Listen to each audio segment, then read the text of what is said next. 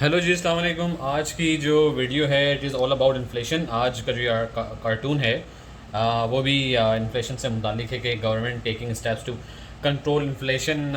ये जो सिंबॉलिक दिखाई गई है, जो एक चप्पल दिखाई गई है, और हम सबको पता है कि ये चप्पल किसको रिप्रेजेंट करती है। तो खैर एनीवेज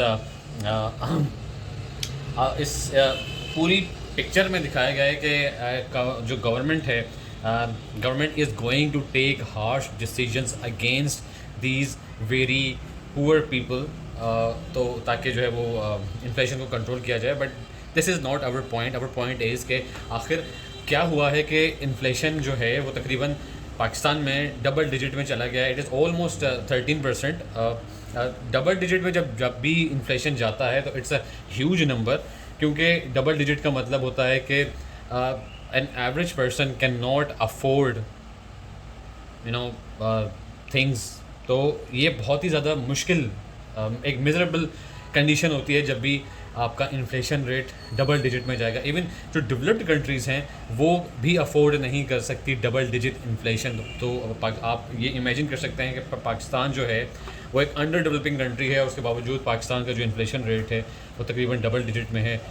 नंबर जो है वो आप जो है वो चेक कर सकते हैं। आई थिंक 13% या 12% है। तो हम ये फाइंड आउट करेंगे कि आखिर क्यों इन्फ्लेशन पाकिस्तान में इतनी हो चुकी है।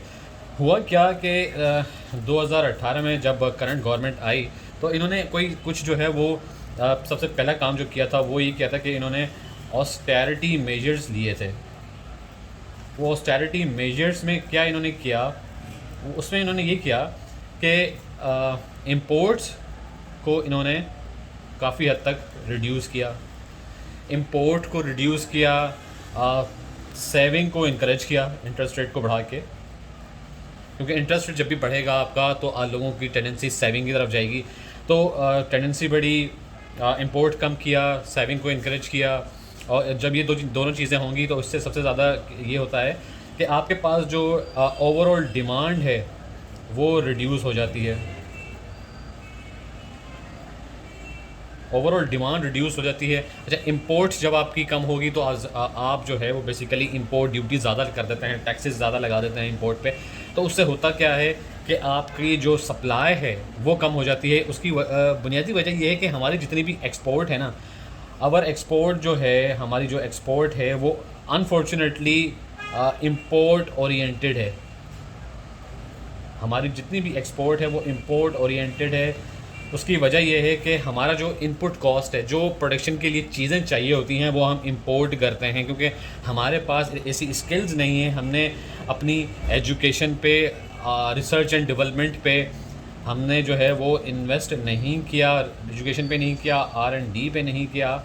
तो जब R&D और एजुकेशन पे और ह्यूमन स्किल्स पे हमने इन्वेस्टमेंट या नहीं किया, या ह्यूमन रिसोर्सेज आप कह लें, ह्यूमन रिसोर्सेज पे हमने इन्वेस्टमेंट नहीं किया, तो अल्टीमेटली क्या हुआ कि हमें इंपोर्ट पे रिलाय करना पड़ता है। अब हुआ क्या कि ऑस्टेरिटी मेजर लिया गया, इंपोर्ट कम किया गया, सेविंग को इंकरेज किया गया, ओवरऑल डिमांड कम हो गई।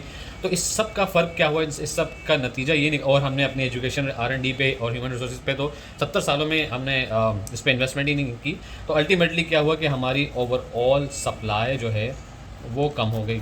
तो एक बड़ा सिंपल सा फार्मूला है कि जब भी सप्लाई आपकी कम होगी और डिमांड आपकी अगर सेम रहेगी और सप्लाई आपकी कम हो जाएगी, तो अल्टीमेटली आपका पास इन्फ्लेशन आएगी, चीज़ों की प्राइसेस हाई हो जाएंगी। तो सबसे पहला रीज़न ये था कि सॉरी, थोड़ा जज्बाती हो गया मैं। तो ये ऑस्टेरिटी मेजर्स जो हैं वो लिए गए, पहली चीज़। दूसरी चीज़ जो सबसे ख़तरनाक हुई वो ये हुई कि पूरी दुनिया में क्या आ गया, कोविड आ गया। पूरी दुनिया में कोविड आ गया।